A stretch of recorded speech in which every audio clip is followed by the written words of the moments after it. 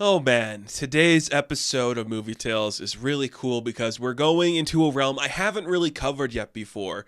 Just that kind of epic journey that's semi based on autobiographical things that happened to the director. Have we really covered anything like that? I can't really remember, but it's Almost Famous. We're doing Almost Famous. This is a great genre. I don't know what you'd call this genre. I guess like road trip, coming of age, music-y thing. It's fantastic. Now, I've never been like the biggest fan of Cameron Crowe. This is one of the few movies of his where I've always like gone back and connected to. Not a bad director, do appreciate his work and understand what he's a part of and what he's done. But there's just something about Almost Famous that sticks with me every time I see it. And this is one I don't go back to enough. After this watch, I think I might because, oh, did this hit me so well this time. Maybe for a lot of reasons, the fact that I am a critic and I'd love to be in like the sphere of what I'm talking about, where you see that our young William Miller is into rock and roll music, but he's kind of going at the wrong point in time to get there when it's kind of dying out, and he just wants to be around it. So he starts writing about music and then sends him on a road trip with the band Stillwater. That's really cool. I think from a critic standpoint, I'm like, yeah, I connect to that.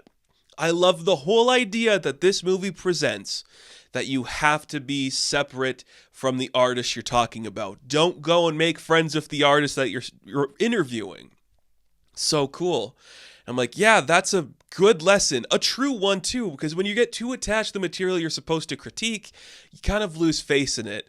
And you just see like a young man who is 15 in story trying to navigate the world like that. It's very compelling. And he's just so good. Patrick Fugit, who surprisingly doesn't get like a lot of work after this movie, he is so strong. You have such a young actor coming in being told to do a lot. Like, he is tasked with managing a lot of bigger actors in this world, and he is really just showing you what he can do, holding himself together perfectly in scenes of people who are acting circles around him. It is amazing. And I just love that kind of era of like rock and roll, and when you have like that counterculture-ish movement of like rock and roll's like devil stuff, man. It's just talking about like sex and drugs and all this violent energies, and everyone's just like, yeah, who cares? Live and let die, experience shit and all that stuff.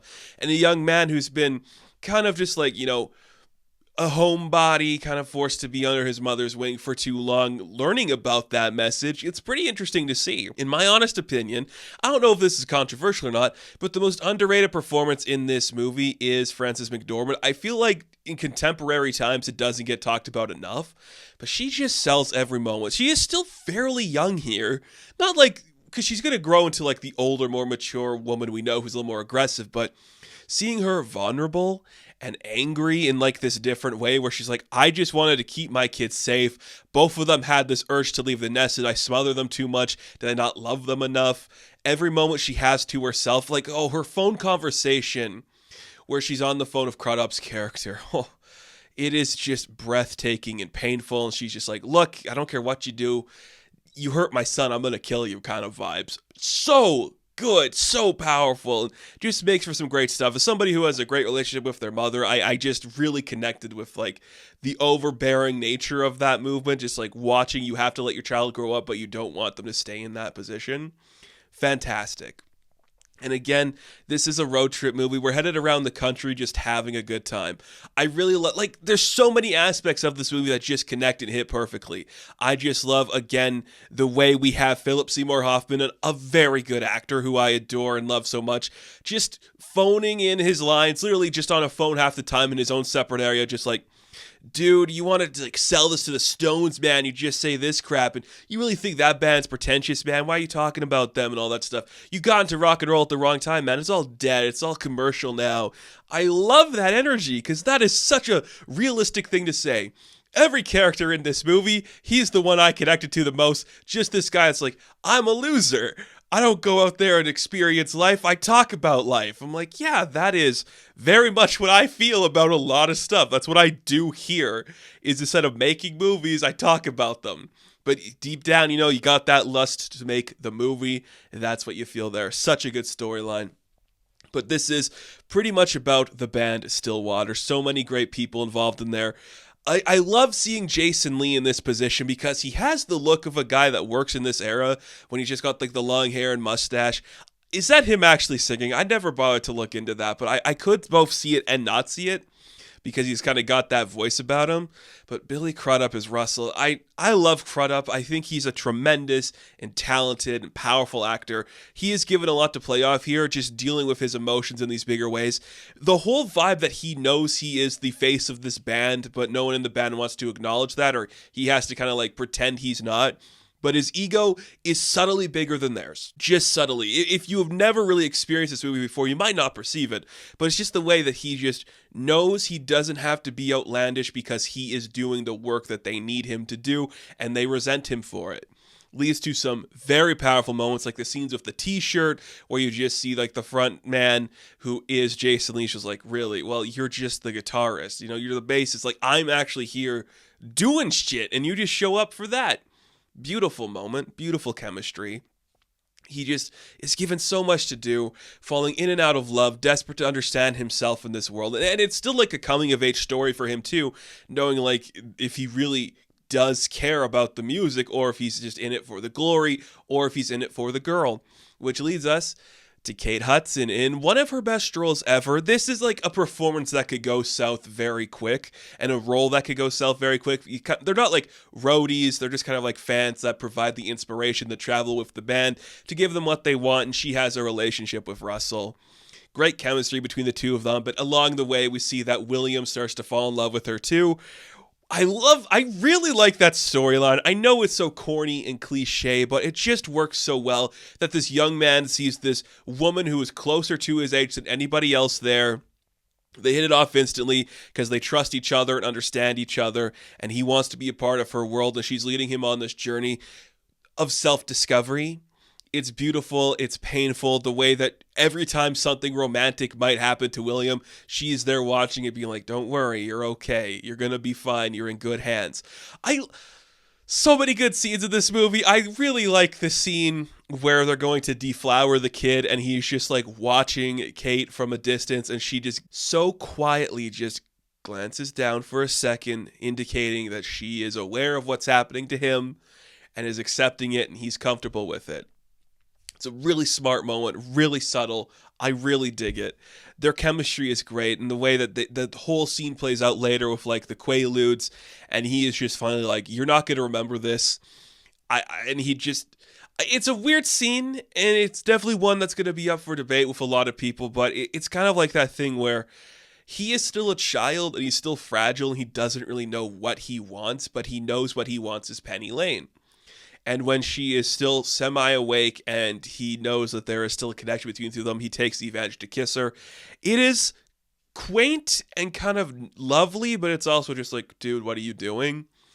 It's not like egregious, I guess is what I should say. It doesn't upset you. You're just like, okay, this kid, this is all he can have. This is the only time he can have that one thing that he wanted, and he hates himself for doing it, which is a very smart move on behalf of the movie. It's just a really fascinating study. And, they don't play a lot of music. We listen to a couple of their songs here and there. We don't spend a lot of time with it, but it's just about the vibes. That's what this is. Going on the tour bus, headed down, going to bars, just hanging out, being so famous, like looking like a skiffy little dude. That's what we're doing here. It's all about the vibes, and that's just what Crow does so good when it comes to this world and these type of characters. It's just you're vibing with them.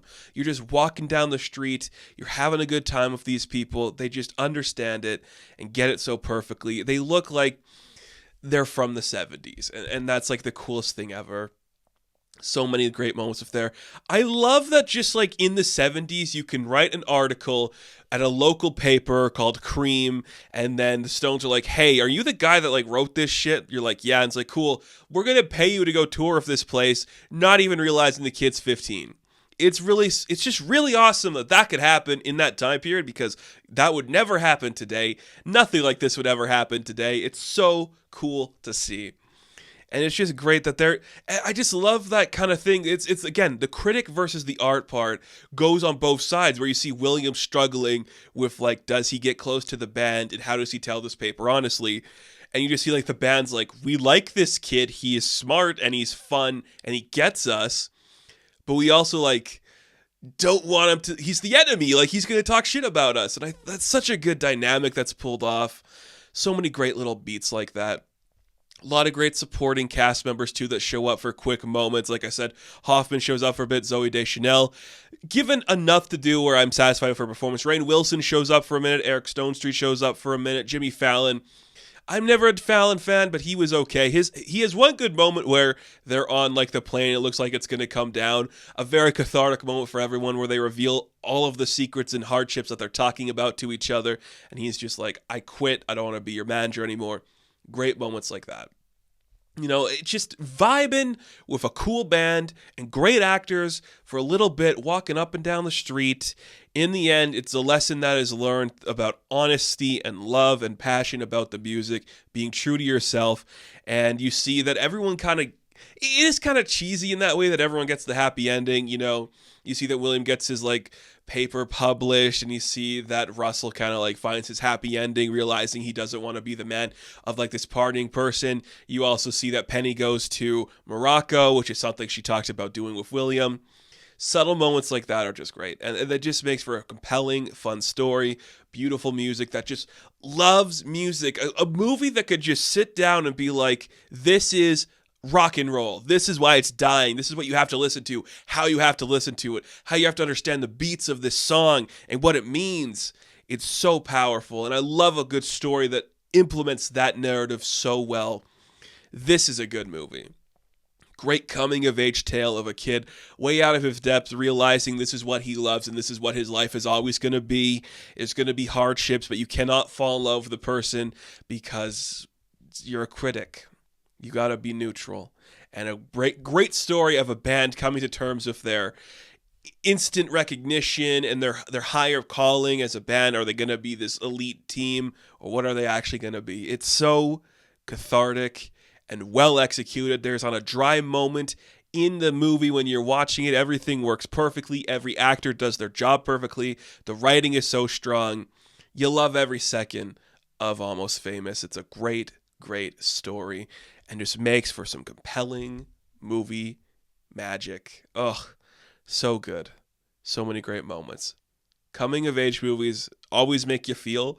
This is just one of those classic tales of everyone coming together to sing Tiny Dancer, and it works. You buy it. It's great. It's so great. Almost Famous, please watch it. I think it's worth it. It's very fun.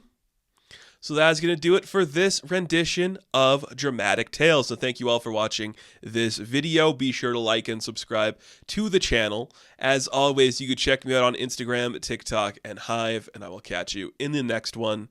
Have fun. Stay safe. Good luck. Remember, what do you love about music? To be perfectly honest, everything.